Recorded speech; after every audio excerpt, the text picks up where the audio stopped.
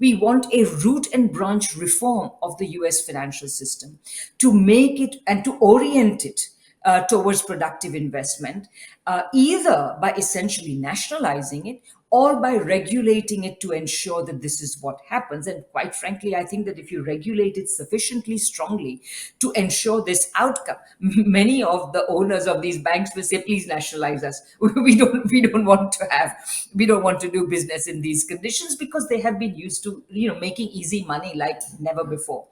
So anyway, so this is the reason, and the left in every country needs to understand that we are going to have to begin by reforming capitalism as it is now, but not stopping at merely reforming capitalism, but eventually going beyond that to create a post-capitalist, socialist, whatever your favorite term is, communist system that you want, because quite frankly, capitalism cannot do us any more good. It is not even capable of recharging productive expansion. And if they're not capable of doing that, if they're not capable of generating jobs, which they manifestly are not, what's the use value of a capitalist? That's what I ask.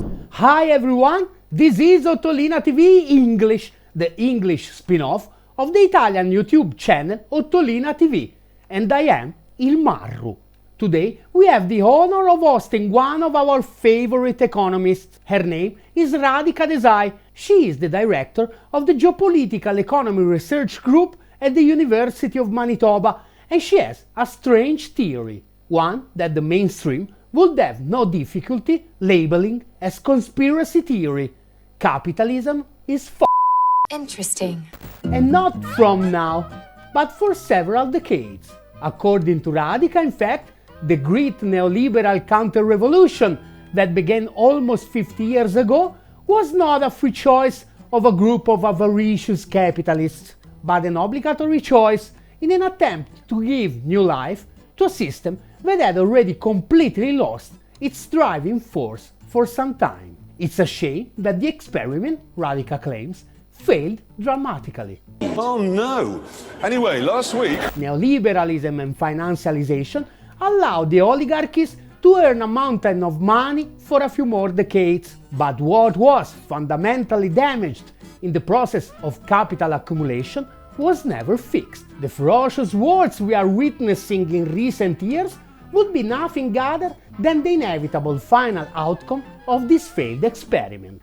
And so humanity finds itself once again faced with the same old dilemma: socialism or barbarism? Communist! Communist!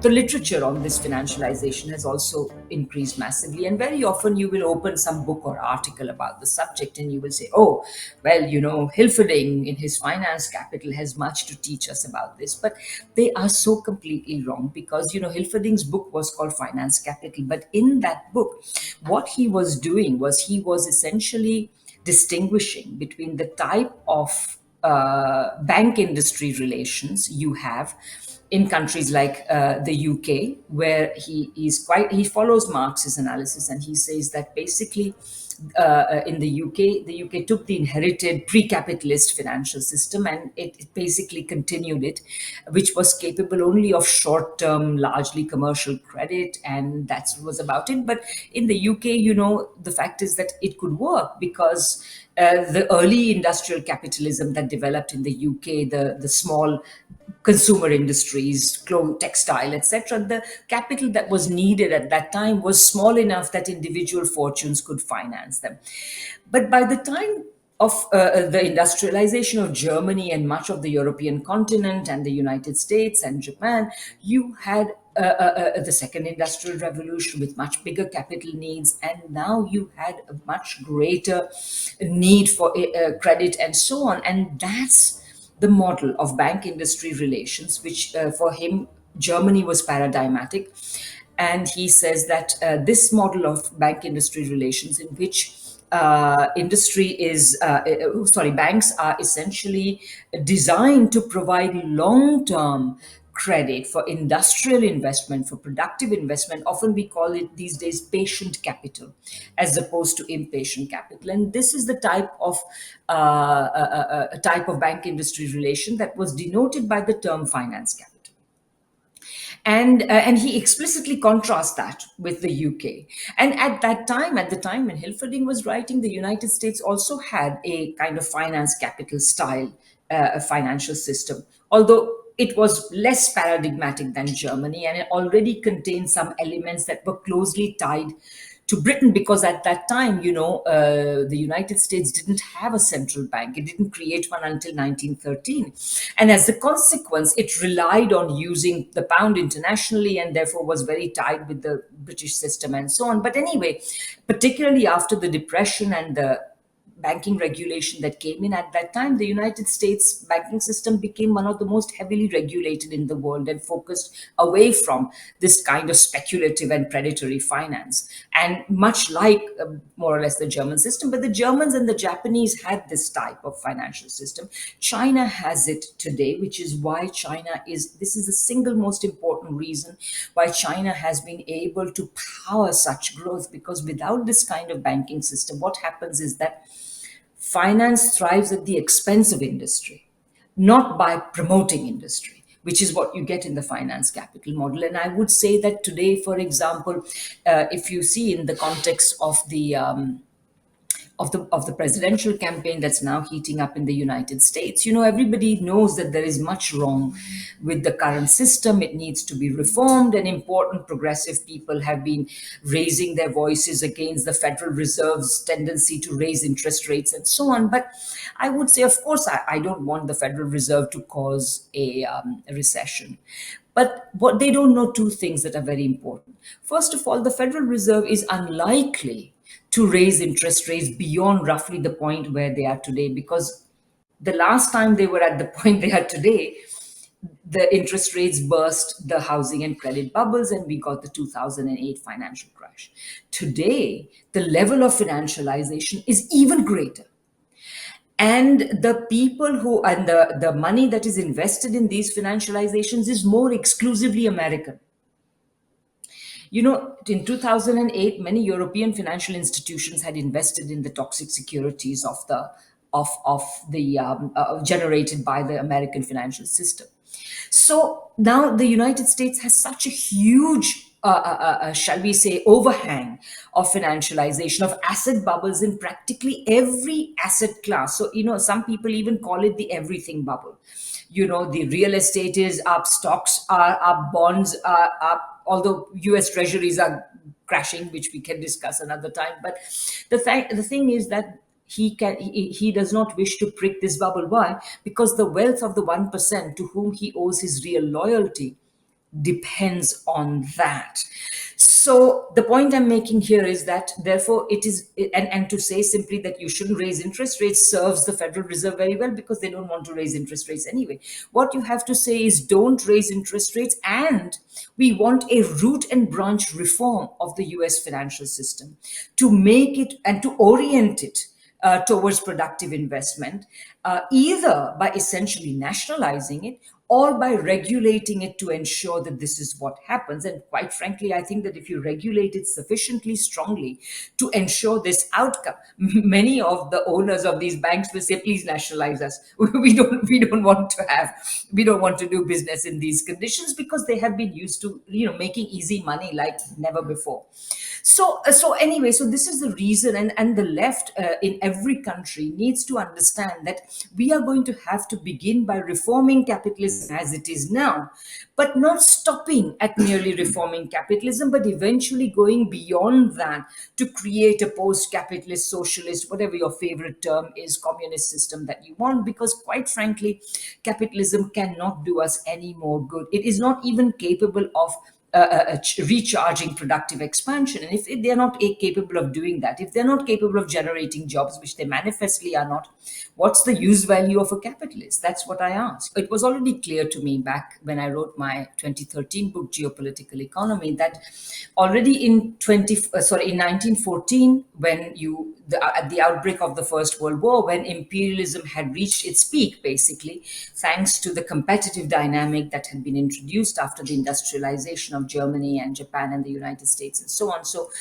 this competitive imperialism reached a peak. It caused a world war. And in the words of Arno Meyer, the great historian, it caused a 30 years crisis, or it was the opening to the 30 years crisis. And this was a huge crisis of imperialism. But what became clearer to me than ever before, as in the intervening decade, as I delved more into writing about imperialism, the state of the world economy, what is wrong with it, what neoliberalism really is, all these things, what also became clear to me is that this was also the peak of capitalism.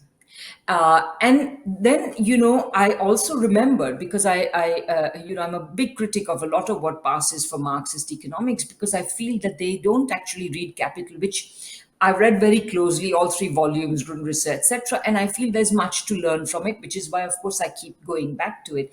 And I remembered, after I realized this, that, of course, there was a very important chapter, I believe it's chapter 27 in volume 3, in which Marx essentially says that, look, once capitalism reaches its monopoly phase, it is ripe for socialism. Because he says, at a certain level, he was a Smithian, in the sense that he completely agreed with Adam Smith when Adam Smith says that the core, the rational core, the core of the causes of the improvement in human productive capacities caused by capitalism lies in the fact that it socializes labor. It involves more and more of us in a very complex division of labor, which then enables us to increase production, productivity, etc., etc. And so, if you think about it, in the competitive phase of capitalism, capitalism socializes labor among firms. Right? There are more and lots of firms, they all compete with one another, and there's also a complex social division of labor among them. But of course, the natural outcome of the competitive process, according to capitalism's own laws, is monopoly.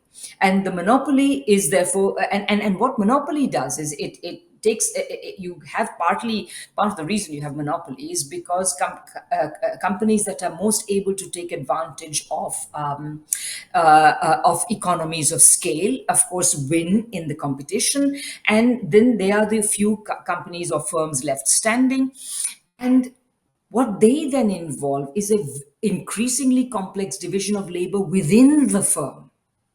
Right? So you have these giant monopoly enterprises with thousands and sometimes even hundreds of thousands of workers engage in a complex division of labor. And by this time, Marx thought it would be clear to everybody that these are, first of all, monopolies. So there is profit without risk. So it is important to socialize it. Plus, everybody can see that it is the combined work of these millions of people that is resulting in the profits, not some genius of a private entrepreneur, etc. And he gave many other such reasons. So he said basically people will realize this, and there will be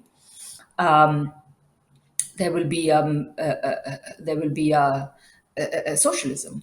So, and you would say, therefore, that already by the early 20th century in the advanced capitalist countries, capitalism had arrived at this point and the time was ripe for socialism. And so, in a certain sense, the Russian Revolution and the revolutionary waves that emerged in the aftermath of the First World War were not mistaken. They had a rationale in some sense, but of course, they did not succeed. But nevertheless, the long drawn-out crisis, which eventually resulted in a Second World War, etc., had led many people to think, and I cite in particular John Maynard Keynes and Karl Polanyi, both of whom I would say thought that at the end of the Second World War, in the planning for a new world, etc., the world would turn decisively away from capitalism because it had just discredited itself so massively with 2 imperialist wars. A Great Depression, the misery that it had caused, the killing that it had caused, etc. So this was their expectation towards the end of the war. And when at the end of the war and after the end of the war, you got these sort of golden age decades of great growth and so on, people essentially dismissed these sentiments. People said, oh, well, they were just wrong. Capitalism had so much productive dynamism to go. But looking back in retrospect, particularly looking back after 40 years of neoliberalism, you see a very different reality. What you see is that actually what made those post-war decades golden was not capitalism, but the fact that monopoly capitalism was ringed around with a multitude of socialistic measures, whether it is the Keynesian macroeconomic management, the welfare state, the acceptance of large unions, relatively high wages, free education, healthcare, you name it. I mean, all of these things were very important. And this is what created the golden age of growth. Therefore, when the underlying capitalist character of the system nevertheless ended up creating a crisis by the 1970s, a crisis from which we have still not emerged, then what happened is that there was really a fork in the road. I mean, there were people who said we need to move more towards an intensification of these socialistic measures. And I would say that in retrospect, they were right. But they were politically trumped, not intellectually, but politically trumped by all those people who, on the strength of arguments made by neoliberalism, which I'll come back to in a minute, on the strength of these arguments, these people essentially argued that really the problem was all these government obligations and taxation and big unions, and we have to roll them all back, roll back the welfare state and so on. And once you free capitalism from all these burdens, then it will reacquire its mojo, it will reacquire its productive dynamism. But this did not happen. And why this did not happen also is very interesting, because, and it relates to the history of neoliberalism. Think about it. Neoliberalism is born and develops in the last decades of the 19th century and the first decades of the early 20th century. This is already a time when capitalism has become monopoly capitalism. But they still stick to the idea that somehow we have competitive capitalism, and those are the terms in which they defend capitalism, because competition is this virtuous force. Well, even if it was a virtuous force, which it may have been, but anyway, it is no longer quite what it was before. And so what has in fact happened in the neoliberal era is not the advance of some competitive capitalism, but rather the empowerment of the big monopoly corporations that bestride our economies, particularly in the United States and the UK and so on. And these are the big monopoly corporations that have essentially lost their capacity, because the other thing neoliberalism did is, rather than solving one of the key problems that led to the crisis of the 70s, which is a saturation of demand, rather than solving this problem by expanding demand, neoliberalism has constrained demand even further by essentially demanding low wages for workers and low prices for third world countries. So in that sense, they have just exacerbated the problem in this context. I mean, quite frankly, if I was the CEO of any big corporation, I wouldn't invest either. So this has directly led to the financialization. And so now more and more big corporations are reliant on finance, and they expect authorities like the Federal Reserve to create conditions for the continued expansion of financial activity, which is essentially, rather than what Marx said was a circuit of capital M, C, M dash, which is you lay out money to produce commodities and then you sell them for more money. Now you go straight M to M dash. You don't even have that intervening element of production. And what happens is that those small companies and peasant producers and workers who are still engaged in productive labor, they get their income siphoned off. And governments, of course, get their incomes and revenues siphoned off by financial capital. This is the kind of capitalism we are living in. So for all of these reasons, I mean, neoliberalism was already it was not really a theory, it was an attempt to deny the fact that capitalism could no longer be justified. So that's why neoliberalism could not restore capitalism.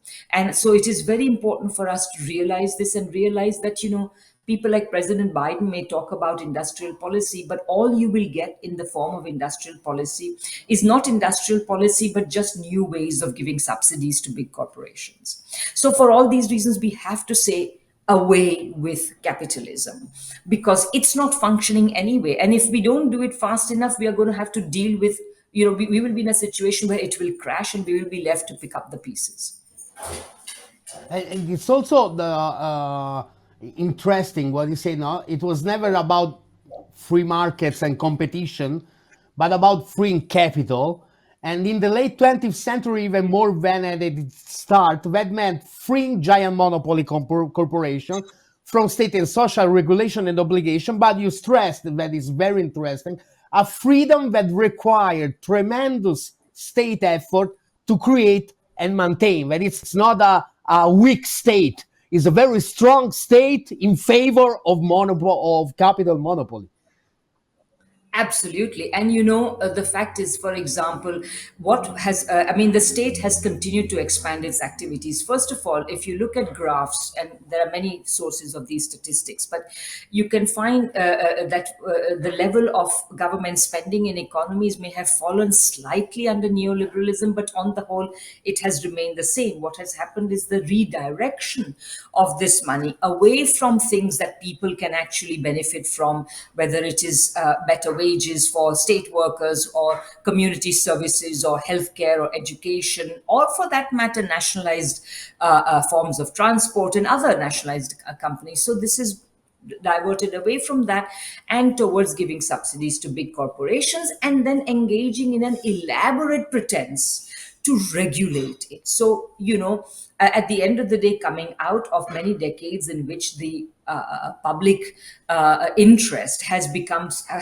so dominant, once you privatize, for example, water provision in the UK. The UK has a complete disaster today, where water provision, which used to be normally municipally owned, right, water provision was privatized, and of course, once you privatize that, you have to create some overseeing body that is going to make sure that this water provision is conducted in a way that meets the public interest, because at the end of the day it's a public service, etc. So you create Ofwat, which is like the regulatory agency for this. But these people, of course, are manifestly incapable of doing the work, because there's first of all a revolving door between them and the companies they're supposed to regulate, plus the companies themselves are quite powerful. So essentially we have had privatization run riot, the profit interest trumping any provision of service, etc. So in all of these ways, the level of government spending, the level of government activity has not declined. It has merely been radically reoriented towards capital. And honestly, again, that is another reason why we have to say, if at the end of the day, these companies are just giant monopolies. If they can work, there is absolutely no reason why these companies cannot be renationalized and run as public interest, publicly owned monopolies, because that's what they really should be. And if there is a bureaucracy in Walmart, there's a bureaucracy in every major monopoly company. So we will just have to deal with the problems of bureaucracy. But just privatizing it is not going to deal with the problems of bureaucracy and invite more problems instead. And what is interesting is like this is an aspect of neoliberalism that also Western Marxism, as you call it, has not understood.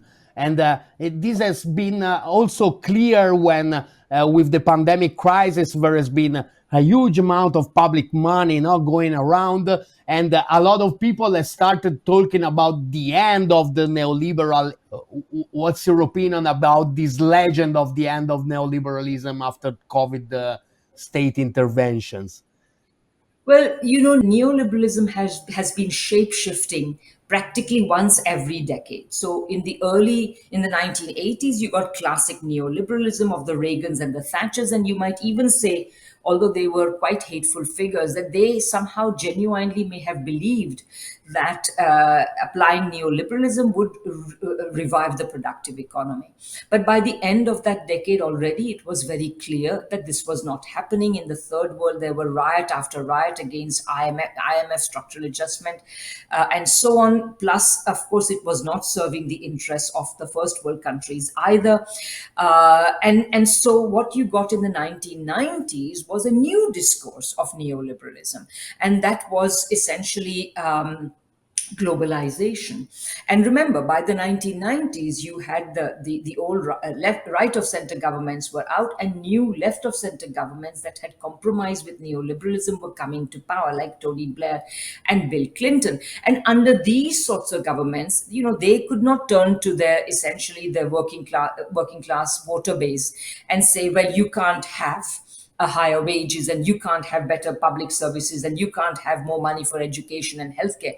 Instead, they said, folks, something terrible has happened. The world is gripped by the waves of globalization, and we cannot stop it. Globalization is an unstoppable juggernaut. All we can do is bow to its laws. And that means, much as we would love to, give you more, expand the welfare state, give you better wages, etc., we can't do that. Our hands are tied by globalization. So this then became the discourse of the 1990s. By the 2000s, especially in Washington, you had, of course, George Bush Jr. and his crazy administration that went around saying, we are the empire, we make the reality and you just follow it. But by this time, what you already had was a Europe suffering from the famous Eurosclerosis, the employment issues, whereas the United States, by essentially degrading the concept of a job, making more and more part-time jobs with lower wages, lower benefits, next to no pensions, etc., etc., they could expand employment. And so the US seemed to look good. And of course, during these years, it was essentially inflating the housing and credit bubbles. So it looked as though the US was once again the center of the world, the model economy and all that. But it was all hot air, as we found out in 2008. So that was the empire decade. Then, of course, we got, from 2008 onward, the time of austerity. And now we are being told that, oh, well, neoliberalism has ended and, we are going to move away from it and President Biden is going to practice industrial policy.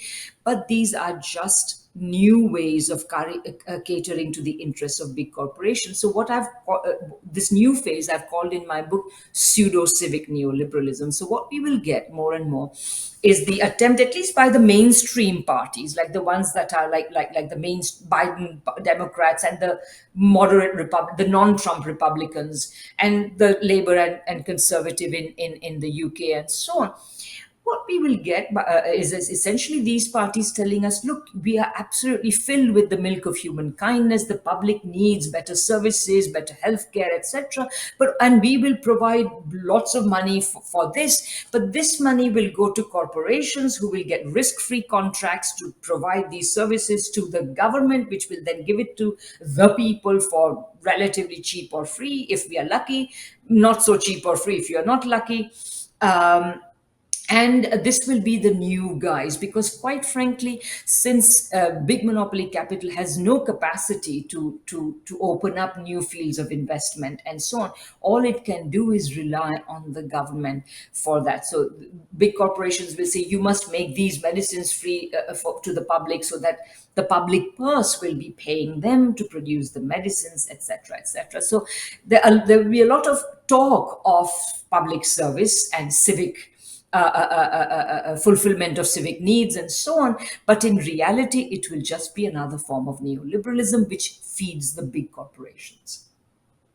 And I mean, you stress the contraposition between the global north in opposition to global south, where, I mean, there is a more productive oriented kind of capitalism. I mean, how much socialist are global south sovereign states now? Well, that is a really interesting question. So my argument about that, first of all, is that China and the other socialist countries, say Cuba or Vietnam, etc., they are actually in the best position. All the other countries are somewhere in between. I would say that they have grown chiefly to the extent to which they have deviated from neoliberalism. So countries like India have always implemented neoliberalism, well, at least until the present government, in a kind of a modified way, so that they were able to do well, particularly from about 2002 to 2012. And then sort of again, things broke down because India does not have the political capacity to engineer the sort of growth that China can engineer. And it will not until this is rectified. And I should say that, of course, the present government, which came to power in 2014, is a different kettle of fish altogether. It has quite frankly ruined India's economy. All the statistics that you see being bandied about have been questioned by reputed economists who point out that they have change the way in which growth is measured to make India's growth look good. But if you go to India, ordinary people are suffering and a small elite is having the best time ever in their lives. Okay, so that's the first thing. But countries like Brazil, for example, they also suffered a great deal. And then eventually, under governments of Lula and Dilma Rousseff, and now Lula again, they are at least trying to move away from neoliberalism. And to the extent that they are succeeding, they are doing well. In both Brazil and India, the expansion of payments to poor people was very important, because once you expand demand like that, you allow more businesses to come up and thrive and so on. So in both of these cases, and then in the case of Russia, of course, after the disaster of shock therapy in the 1990s, it took a Putin to try to stabilize the economy. And so Putin did that essentially by deviating from neoliberalism, but unfortunately, in part thanks to the fact that his economy still is dominated by big oligarchs, although not all the ones that were there before. He eliminated some of the ones that were most pro-Western. But nevertheless, there's the interests of these oligarchs, at least so far, have dictated a far greater tendency towards neoliberalism than should be allowed in the Russian economy if they dropped it, if they genuinely accepted an industrial policy.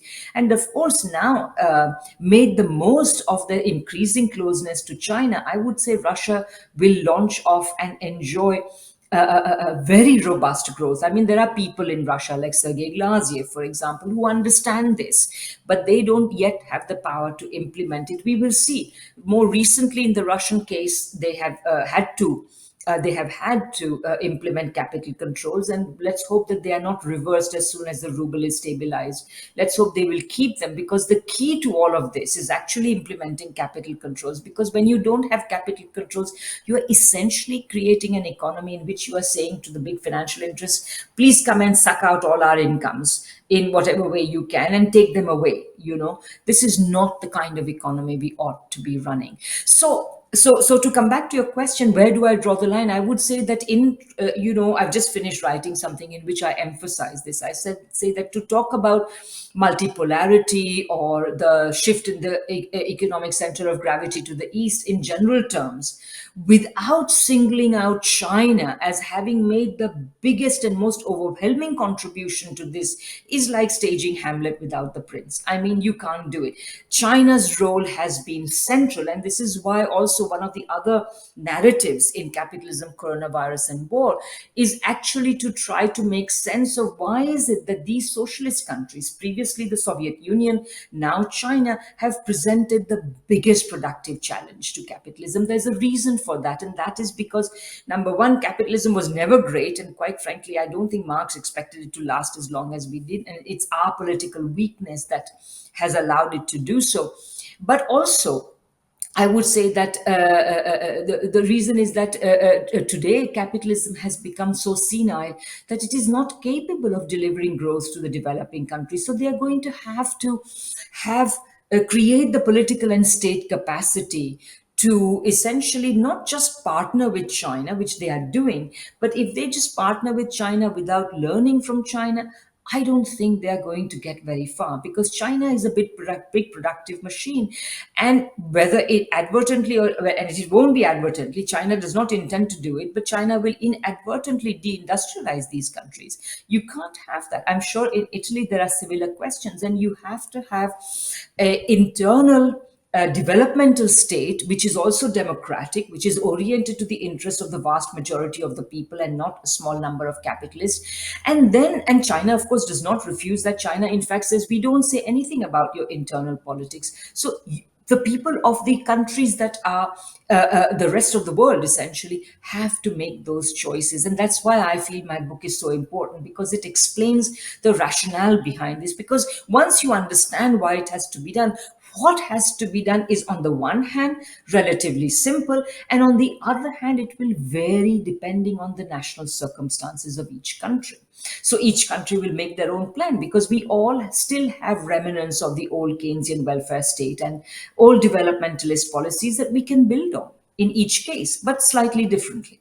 And one last thing, the book finished with a kind of a 6 points manifesto, no, for a realistic translation toward a more socialist society. And there are a couple of points I would like you to comment on. The first is like the precondition you put on everything else, no? Sizing control over the state from capital. That is the first point. And the second is a particular aspect that we Italians, in Europe, in Europe in which monetary policies are managed by this incredibly dysfunctional institution that is the European Central Bank, are particularly interested in, namely the end of money as a commodity. Let me preface all this by saying that that last section you're talking about, including the demands, actually that is just the last section of the manifesto of the International Manifesto Group, because we sort of wrote it together, and I completely agree with it. I could not think of any way better to end my book than to include that in there. So it is a public document, and I wish that lots of people will read it and consider signing it, because it is really, if you like what you're hearing here, you will find it quite well encapsulated there as well. So now, on the first point of seizing control of the state, I feel that, over the neoliberal period, I would say that the left has created its own form of neoliberalism, which I feel is a combination of what I call Proudhonist economics and network politics. So by Proudhonist economics, I mean the acceptance of the existing capitalist framework, barring a little tweak here or there, because people cannot really accept the idea of a socialist economy, of an economy in which the state has control over not all parts of the economy, but certainly what we used to call the commanding heights of the economy. And that there is a certain level of planning, because there has to be some kind of economic coordination. We are told that market coordination works very well, but the fact is it works awfully. And so we need to replace it with something else anyway. So there has to be some kind of coordination, some kind of decision making about what our priorities are, what are we going to produce every year, etc., etc. And again, this only has to be at a big level. It doesn't mean that the planners are going to decide how many polka dotted frocks we are going to produce this year versus how many striped frocks, so to speak. So in that sense, there has to be some kind of state level coordination. So Proudhonist economics has been an important important obstacle to thinking about seizing control of the state, because it basically says that we can make do with the existing economy, which apparently nobody controls. But the fact of the matter is we live under states that control our economies in favor of capital, and we have to change that. Dictatorship of the people, so to speak, has to be exercised, which is another way of taking control of the state. And of course, the corollary of that has been a rejection, has been network politics, which is a rejection of the idea of a political party.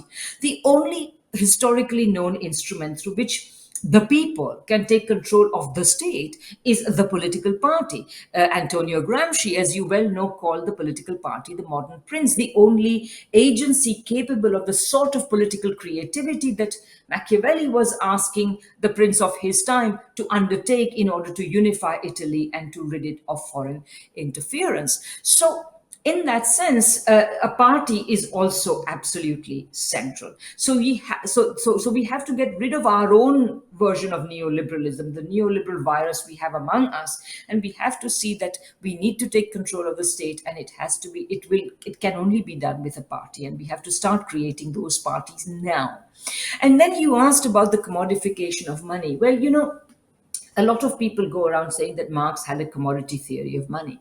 No, Marx does not have a commodity theory of money. If Marx had a commodity theory of money, we should throw out capital and forget about him and start afresh.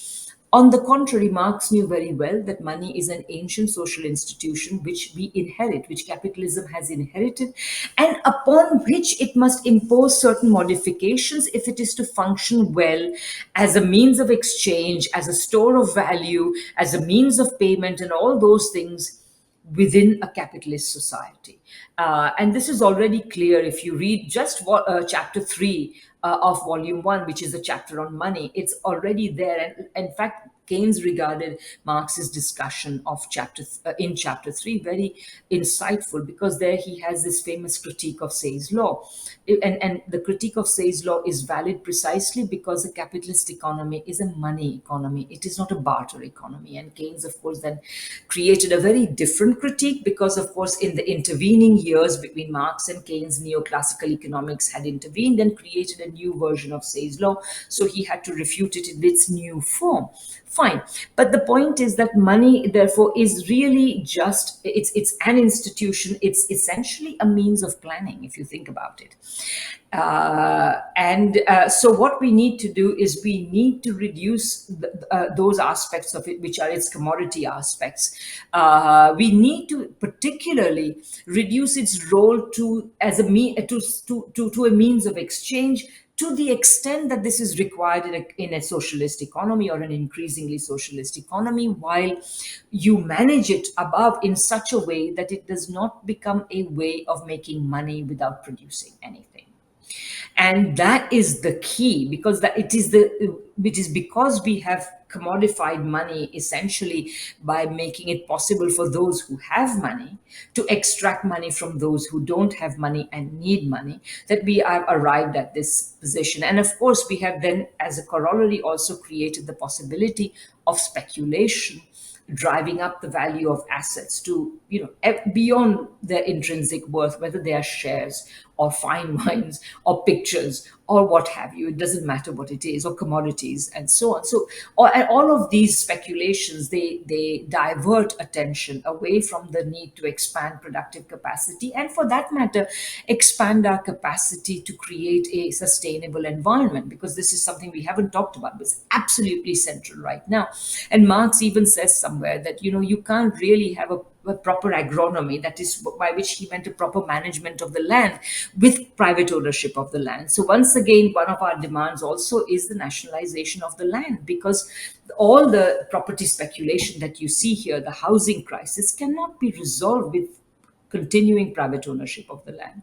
Anyway, so long and short of it is that this is the sort of thing I mean by decommodifying money and essentially making it an instrument of social planning. The failure of the Soviet experience and the extension of the neoliberal model on a global scale have allowed propaganda to make us forget what almost a century ago, at the end of the Second World War, was considered substantially taken for granted by all people with a minimum of critical sense. The driving force of capitalism was exhausted, and to keep it alive, the cost had to be placed on someone's shoulders. In recent decades, it has not only been the vast majority of the world's population who have borne that cost, but also the planet itself, which is now on the brink of collapse. To continue to cultivate the hope of a dignified and peaceful life for every human being that is sustainable with the survival of the planet, there are no shortcuts, and it is necessary